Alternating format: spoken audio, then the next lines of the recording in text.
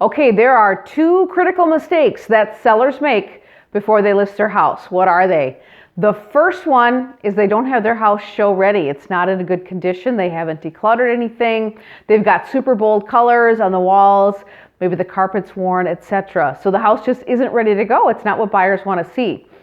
Those are easy changes. You can do repairs, you can do updates, and you can make your house look like Pottery Barn or HGTV to really appeal to the most buyers.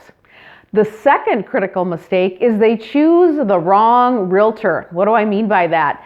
They use a realtor that is using marketing techniques from maybe the mid-'80s to the mid-'90s. They're doing postcards, they're doing open houses, etc. That's not how we do real estate anymore. If you use a realtor and they are not doing digital marketing on social media platforms like Facebook and Instagram, you're probably using the wrong realtor. Why? Because you're not getting your house the most exposure possible. And in this market, that's what it's all about. You need to get as many eyes on your house as possible.